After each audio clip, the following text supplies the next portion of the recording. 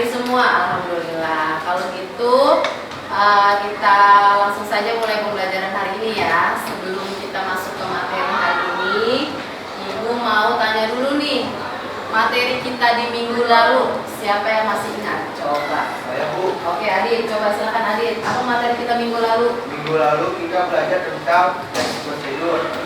Di situ ada struktur teks prosedur sama kaidah kebahasaan teks prosedur. Oke, minggu lalu kita belajar teks prosedur ya. Ada struktur dan juga ada kaidah kebahasaan. Oke, siapa yang masih ingat struktur teks prosedur itu ada apa aja? Saya, Bu. Vina silakan. Ada 3. Pertama, tujuan menghadapi. Yang kedua, langkah-langkah. Dan membuat harapan atau manfaat. Yang ketiga, penegasan ulang. Fungsional bisa dipakai, bisa tidak. Oke, berarti strukturnya ada 3. Ada tujuan, ada langkah-langkah yang isi alat dan bahan juga ya. Terus ada juga terakhir apa? Penegasan ulang, bersifat opsional, boleh ada, boleh tidak. Terus tadi Adit bilang juga kita kemarin belajar kaidah kebahasaannya. Nah, kaidah kebahasaan apa saja yang kemarin kita pelajari pada teks prosedur? Oke, Natasha juga apa aja? Ada 8, yaitu makna denotatif, konjungsi kronologis, konjungsi kausalitas, keterangan waktu. Ini yang prosedur ya, prosedur yang minggu lalu kita pelajari. Bu. Arif. Kata kerja, imperatif, kata teknis, konjungsi, terus penambahan pernyataan persuasif, deskripsi alat dan kata kerja aktifnya. Oke, nah yang benar yang mana? Yang disebutin Natasha, yang disebutin Arif. Natasha dibaca lagi catatannya ya, jangan sampai salah. Yang dipelajari teks bahasaan pada teks prosedur kemarin yang tadi disampaikan oleh Arif. Oke. Kalau gitu, Ibu mau tanya lagi nih kepada kalian semua. Kalian pasti pernah dengar ya, ada bencana alam mengenai meletusnya gunung Merapi, atau misalnya terjadi gempa bumi, terjadi banjir. Nah, menurut kalian yang tadi Ibu sebutkan itu merupakan sebuah apa sih? Fenomena alam. Nah, kalau fenomena alam itu artinya kejadiannya memang terjadi dengan sendirinya gitu ya, tidak dibuat-buat, atau karena ada faktor manusia juga? Ada faktornya juga mungkin ya, bisa jadi. Ibu mau kasih kalian sebuah video ya. Videonya ini berupa fenomena alam yang terjadi. Jadi untuk lebih jelasnya tolong disimak dulu videonya. Pada materi ini itu kita belajar tentang menganalisis struktur dan kaidah kebahasaan teks eksplanasi. Lalu yang keduanya kita akan memproduksi teks eksplanasi secara lisan atau tulis dengan memperhatikan struktur dan kebahasaannya. Jadi ada yang berupa teorinya dari pengetahuan, nanti kita juga berupa keterampilannya ada, yaitu membuat teks eksplanasinya. Untuk yang menganalisis struktur kebahasaan teks eksplanasi, di sini yang akan dipelajari adalah mengenai struktur sama kaidahnya. Jadi nanti kita akan belajar struktur teks eksplanasi itu apa aja, dan kaidah kebahasaan yang biasa digunakan pada teks eksplanasi itu ada apa aja. Nah, kalau untuk keterampilannya, sebelum kita mempraktikkan membuat teks eksplanasi, ada 2 hal yang harus kita pelajari. Yang pertama, kita harus tahu dulu, kita harus menentukan pola pengembangan dari teks eksplanasi itu sendiri, ya. Lalu yang kedua, baru kita belajar menulis teks eksplanasi berdasarkan struktur dan kaidah kebahasaan. Oke, tujuan dari materi kita yang pertama itu peserta didik dapat menelaah struktur teks eksplanasi. Jadi diharapkan kalian dapat menelaah nanti struktur teks eksplanasi itu ada apa aja, ya. Terus yang kedua, menguraikan kaidah kebahasaan teks eksplanasi. Yang ketiga, menyusun teks eksplanasi dengan memperhatikan struktur dan identifikasi. Struktur yaitu ada identifikasi, ada proses kejadiannya, dan juga ada simpulannya ya. Lalu keempat, nanti akan membuat teks eksplanasi sesuai dengan struktur dan kaidah kebahasaan. Nah, sekarang Ibu pengen kalian simak videonya. Video ini seperti yang tadi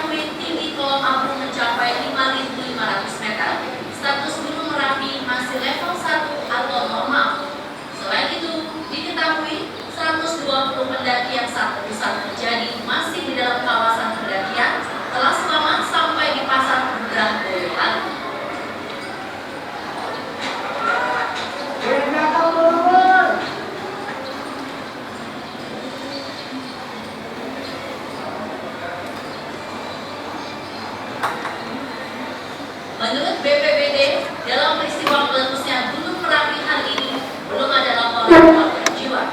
Namun BPBD meminta para warga untuk tetap waspada dan berada dalam radius paling dekat 5 km. Selain itu, sejak meletusnya Gunung Merapi tadi pagi, area wisata pendakian tutup untuk sementara. Itulah berita terupdate dalam segmen On The Spot Update.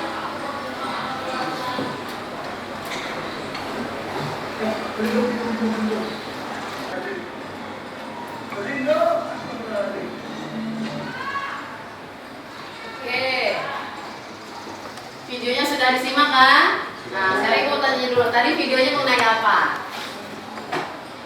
Sebuah peristiwa fenomena apa yang tadi ada dalam video? Bencana alam apa? Gunung meletus. Apa nama gunungnya tadi yang meletus? Gunung Merapi. Ya, jadi yang tadi video Ibu putar adalah peristiwa fenomena alam, yaitu tentang meletusnya Gunung Merapi. Nah, kira-kira apa kaitannya dari video yang Ibu tayangkan dengan materi pembelajaran kita hari ini?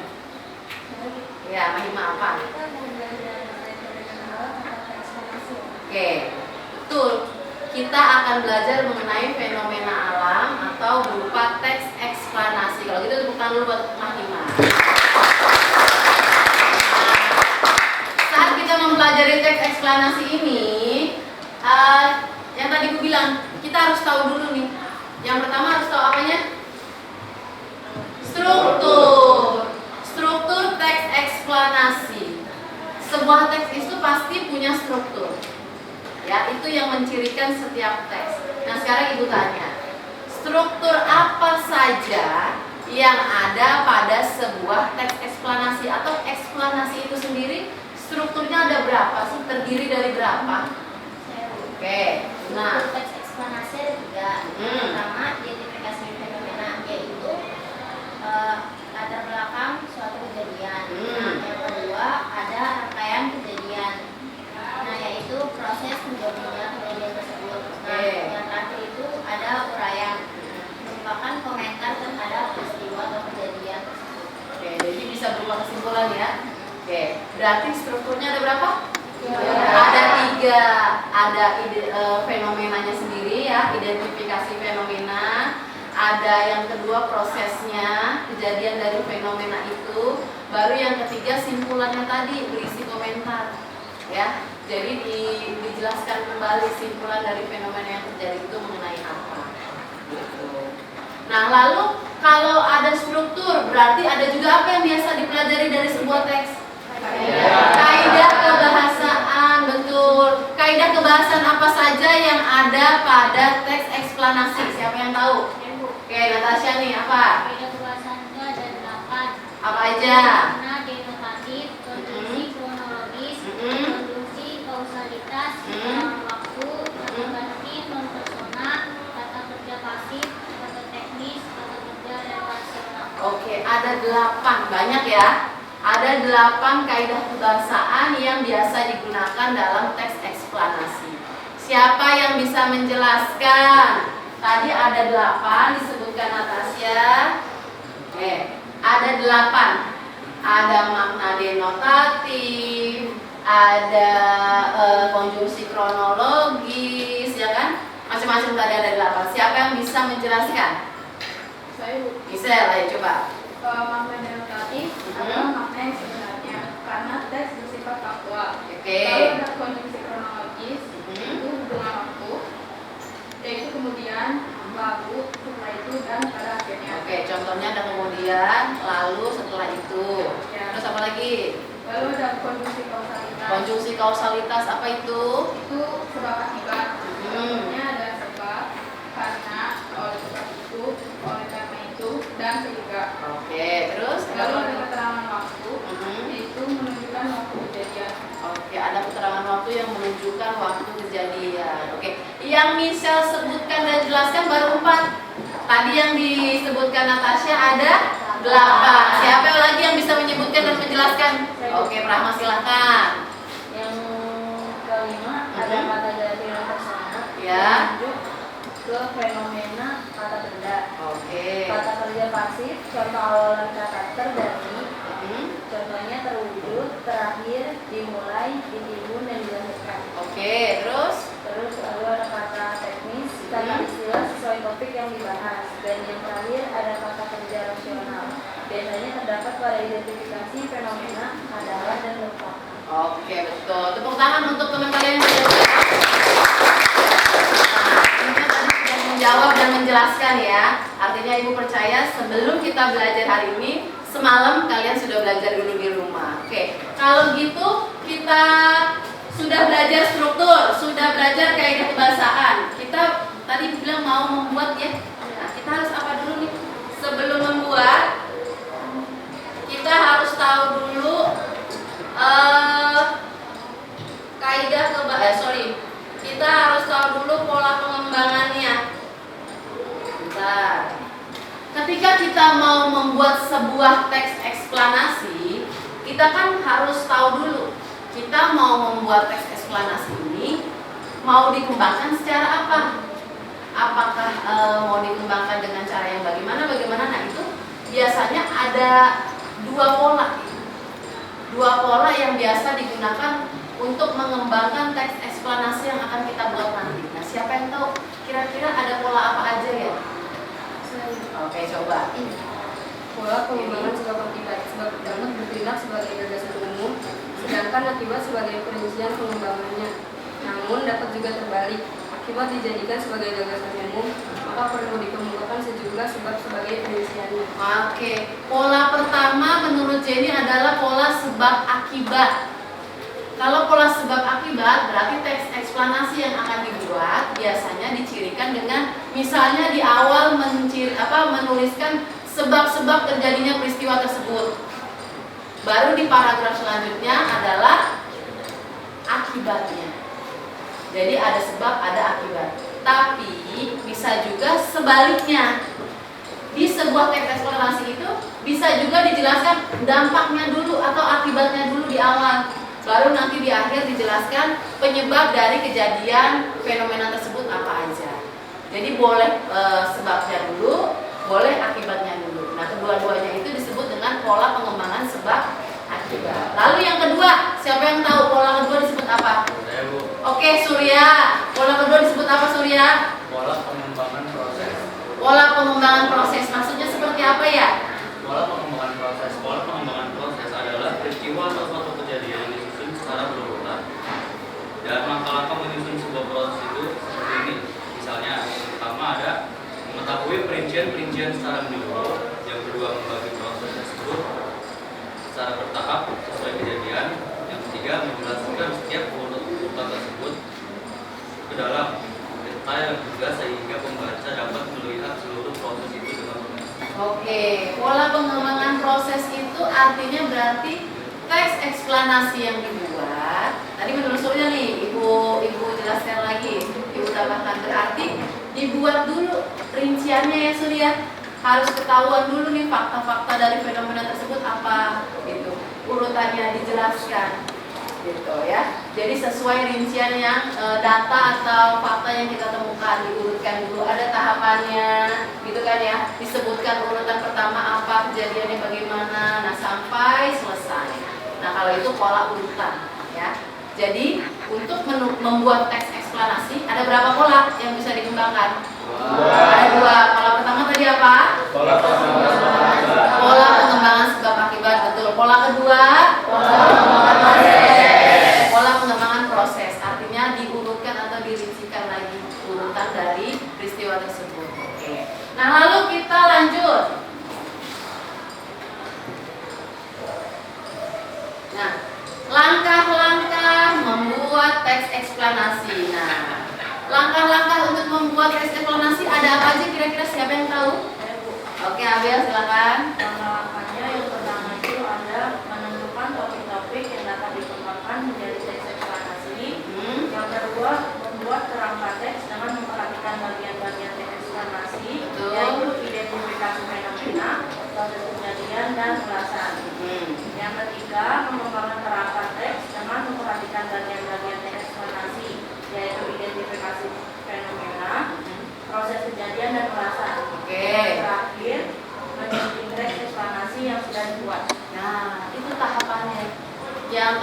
Abel sebutkan itu adalah tahapan ketika kita membuat teks eksplanasi.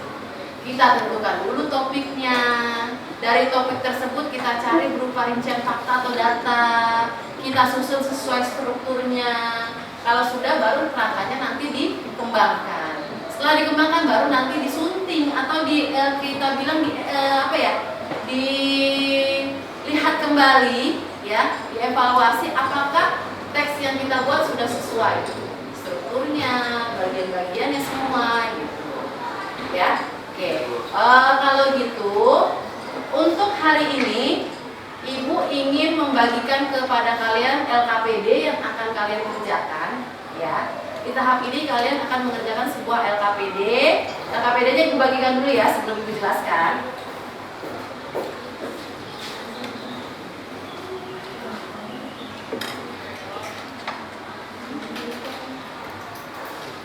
Oke, Ibu bagikan LKPD-nya. Oh iya, sebelum Ibu bagikan LKPD-nya, tolong duduknya sesuai kelompok yang sudah dibentuk. Oke ya, silahkan pindah dulu sesuai duduk kelompoknya. Ayo silahkan duduk sesuai kelompok ya.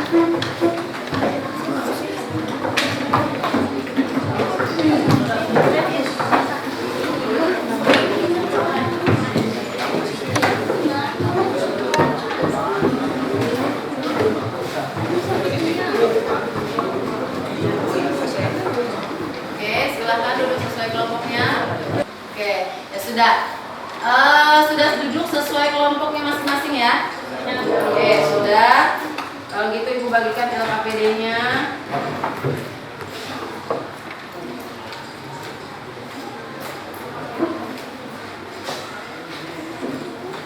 Ini kelompoknya Ibu bagikan.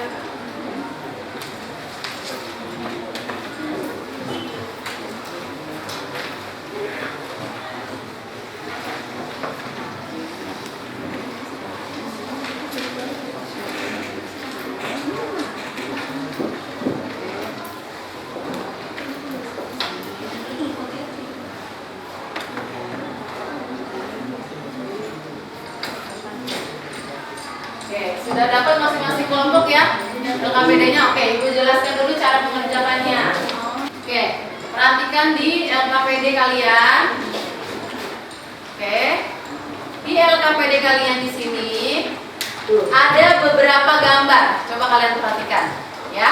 Ada beberapa gambar. Di sini kalian pilih salah satu gambar yang akan kalian jadikan topik untuk membuat teks eksplanasi. Ya, pilih salah satu gambarnya. Kalau kalian sudah tentukan salah satu gambarnya, kalian cari mengenai data atau fakta dari topik tersebut. Misalnya kalian pilih tentang yang gerhana nih, ya kan? Kalian cari tahu fakta atau data mengenai gerhana itu sendiri. Ya, setelah itu baru kalian buat kerangkanya. Ya, jadi di sini kita buat dulu kerangka teks eksplanasinya. Ya, jadi yang pertama tentukan dulu, kalian pilih salah satu gambar yang akan yang akan dijadikan topik. Ingat ya, yang akan dijadikan topik dalam membuat teks eksplanasi. Dari gambar tersebut baru kalian cari data dan faktanya. Oke? Paham sampai sini? Paham. Ya, baru setelah itu dibuat sebuah kerangkanya. Kerangka teks eksplanasi dari topik yang sudah kalian tentukan tadi. Oke, bisa dikerjakan ya.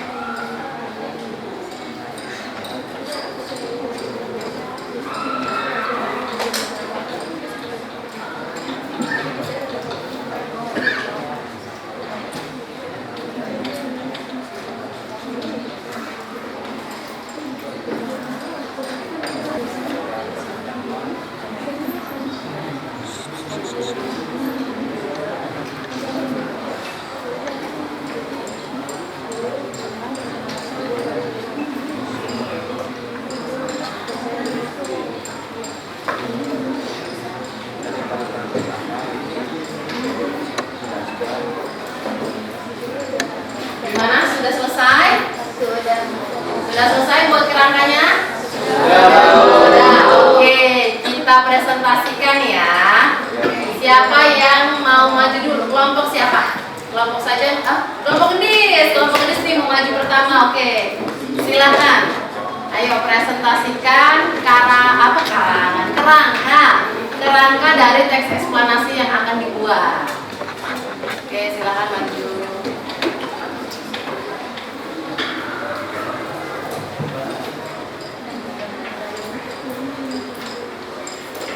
Jangan lupa perkenalkan nama kelompoknya. Assalamualaikum warahmatullahi wabarakatuh. Waalaikumsalam warahmatullahi wabarakatuh. Selamat siang, kami dari kelompok 1 ingin menjelaskan tentang LKPD laporan teks eksplanasi fenomena gerhana matahari. Sebelumnya perkenalkan nama kelompok kami, saya Maulana. Saya Diri Sulaiman. Saya Nia Permata. Jadi di sini kami memilih fenomena alam gerhana matahari. Data fakta yang kami temui yaitu gerhana matahari adalah satu fenomena alam yang biasa terjadi hanya 25 tahun sekali saja. Gerhana ini merupakan fenomena yang disebabkan karena bayangan yang dibentuk oleh bulan atau bumi dan terletak dalam satu garis lurus. Cahaya matahari yang terhalang oleh bumi atau bulan akan membentuk gerhana. Jadi poin pentingnya adalah latar belakang terjadinya gerhana matahari. Oke, bagus. Terus. Selanjutnya, data dan fakta yang kami dapat, gerhana matahari memiliki berbagai jenis seperti gerhana matahari total, gerhana matahari sebagian, dan gerhana matahari cincin. Berbeda halnya dengan gerhana bulan, gerhana matahari. Berbeda halnya dengan gerhana bulan. Poin pentingnya, rincian terjadinya proses gerhana matahari itu. Terakhir, poin pentingnya kesimpulan penulis tentang gerhana matahari. Sekian dari kelompok kami. Kurang lebihnya mohon maaf. Assalamualaikum warahmatullahi wabarakatuh. Waalaikumsalam warahmatullahi wabarakatuh. Oke, sebelumnya adakah yang ingin memberi masukan atau komentar dari kelompoknya Gendis, Arif, dan Nia? Saya Oke, Suci, silakan. Apa komentar atau sarannya? menurut saya sudah bagus dan sudah terpilih. Menurut Suci sudah bagus dan sudah terperinci. Oke, kalau menurut Ibu tambahannya adalah kelompok ini sudah menjelaskan poin-poin penting dari setiap data yang ada ya. Oke, jadi untuk kelompok lain yang akan maju selanjutnya bisa dibacakan seperti ini, poin pentingnya apa? Karena kan di sini kita hanya baru membuat kerangkanya. Jadi sebutkan dulu data dan fakta yang didapat. Poin penting itu apa saja. Ya, oke. Oke, silahkan. Terima kasih kepada kelompok Arif Budi Danian. Tepuk tangan dong. Oke, silahkan. Kelompok kedua, siapa yang mau maju? Kelompoknya Dela, silahkan.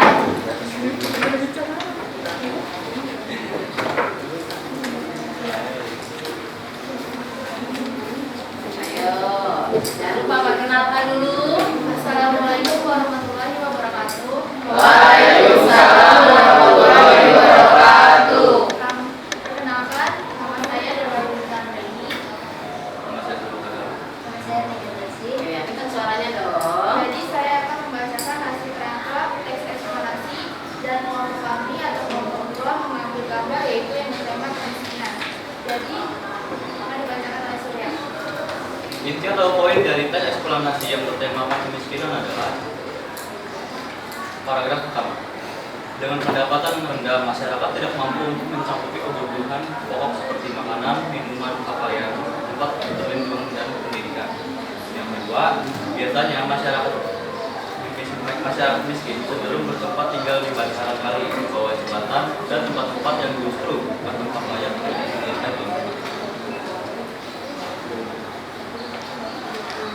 Oke, selanjutnya faktor perbatasan awal merupakan kebutuhan yang menimbulkan kebutuhan sehari-hari. Paragraf 4, faktor perilaku dan struktur sosial yang lebih banyak mendominasi terjadi kemiskinan secara umum global.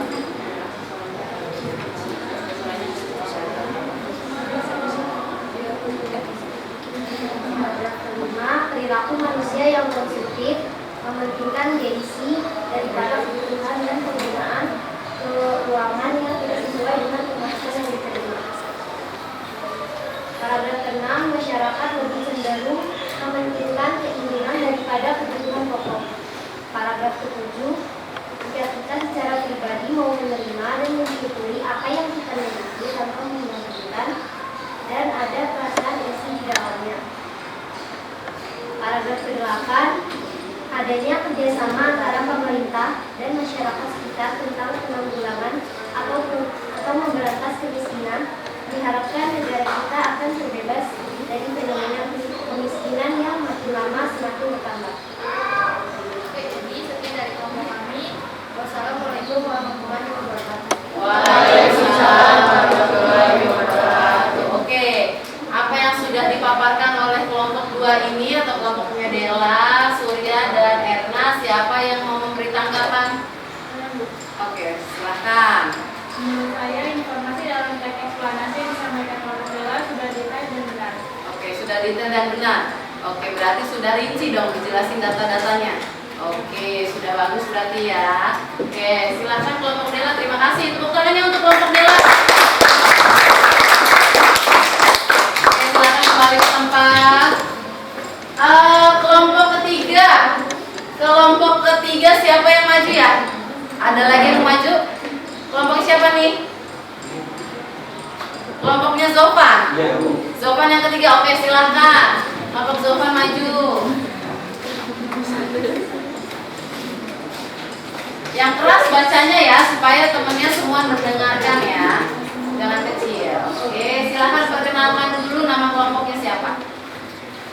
Sebelumnya, Assalamualaikum warahmatullahi wabarakatuh. Waalaikumsalam warahmatullahi wabarakatuh.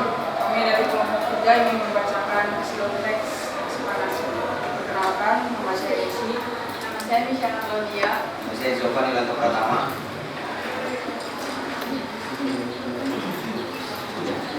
Sebelumnya, kami memilih gambar tari saman. Tari merupakan gerakan menari yang dilakukan secara perorangan atau berkelompok. Namun budaya tari adat biasanya berbeda dengan kegiatan menari seperti biasa. Kebudayaan tari adat muncul bukan karena hal yang sembarangan. Biasanya masing-masing daerah atau suku mempunyai tarian adatnya masing-masing. Berikut data dan fakta yang akan dibacakan oleh Sarah. Baik, saya akan membacakan fakta yang kami dapat.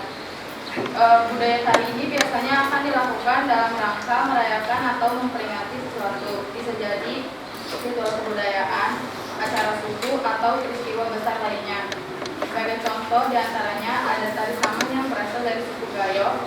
Tari saman ditampilkan dalam rangka merayakan yang dianggap penting. Itu siapa dibacakan oleh Dokan. Oke, selanjutnya interpretasi.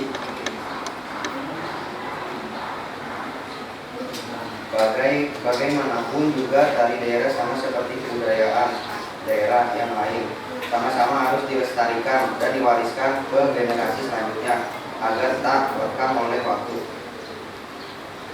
Oke, sekian dari kelompok kami. Wassalamualaikum warahmatullahi wabarakatuh. Waalaikumsalam warahmatullahi wabarakatuh. Oke, siapa yang mau memberi masukan untuk kelompoknya Desi, Sela, dan Zofan?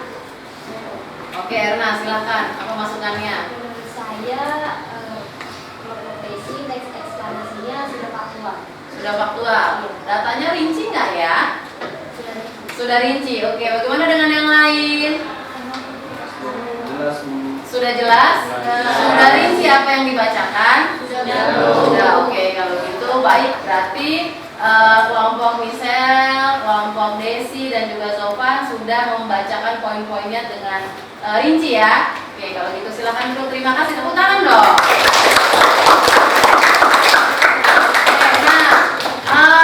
Sebelum Ibu mengakhiri pembelajaran hari ini, ya, Ibu akan mengulas kembali. Dari awal kita mempelajari apa aja ya mengenai teks eksplanasi ini sendiri. Apa saja yang kita pelajari di awal tadi? Ayo. Kita belajar apa? Struktur. Terus ada apa lagi? Kaidah kebahasaan. Lalu ada apa lagi? Pola pengembangan. Tadi pola pengembangan ada berapa ya? Apa aja? Ya, ada pola sebab akibat, ada pola yang ya untuk proses, pola pengembangan proses. Oke, berarti ada dua ya. Terus tadi struktur kalian bilang. Struktur tadi ada berapa? 3. Apa aja? Identifikasi. Yang kedua? Proses. Rangkaian peristiwa atau prosesnya. Terus yang ketiga? Ulasan berupa apa ya? Komentar atau? Kesimpulan. Jadi strukturnya ada 3. Identifikasi fenomena, proses kejadiannya, sama kesimpulan atau komentar. Terus kaidah kebahasaan. Tadi juga kita belajar kaidah kebahasaan. Kaidah kebahasaannya ada berapa? 8. Apa aja? Makna denotatif, konjungsi kronologis, konjungsi kausalitas, keterangan waktu, kata ganti non persona, kata kerja pasif, kata teknis, kata kerja relasional. Oke, tepuk tangan buat kita semua. Sampai sini materinya paham mengenai teks eksplanasi ya? Paham dong? Oke, untuk minggu depan kita akan membuat sebuah teks eksplanasinya. Jadi kerangka teks eksplanasi yang sudah kita buat hari ini, ya, itu akan kita kembangkan menjadi teks eksplanasi. Nanti di situ kalian bisa mengembangkan dengan tadi Ibu bilang boleh pilih salah satu, ada 2 pola. Kalian mau mengembangkan teks eksplanasinya dengan pola sebab akibat boleh, dengan pola proses ya atau mengurutkan kejadiannya itu juga boleh. Jadi kalian bisa pilih. Nah, minggu depan kita akan membuat itu. Ya, jadi dipersiapkan, data dan faktanya sudah ada. Minggu depan kita akan membuat teks eksplanasinya, ya. Kalau waktu kita memungkinkan, semua kelompok akan maju membacakan teks eksplanasi yang sudah dibuat. Berikut dengan struktur dan juga kaidahnya, ya. Tapi kalau tidak, mungkin hanya beberapa kelompok aja yang maju. Tapi tetap kalian harus mengerjakan semuanya. Jadi tidak ada kelompok yang tidak mengerjakan. Oke? Kelompoknya nanti akan ditunjuk siapa yang mau maju duluan, tidak diurut lagi. Boleh kayak gitu ya, nggak apa-apa ya. Tidak harus berurutan terus ya. Oke, kalau gitu sebelum kita menutup pelajaran hari ini, coba tolong ketua kelas pimpin doanya. Bella. Siap diri. Sebelum mengakhiri pembelajaran, mari kita berdoa menurut pekerjaannya masing-masing. Berdoa dimulai. Berdoa selesai. Memberi salam. Terima kasih, Bu. Oke, sama-sama. Silahkan duduk kembali. Sampai ketemu minggu depan di pelajaran ibu selanjutnya. Jangan lupa tugasnya ya. Oke?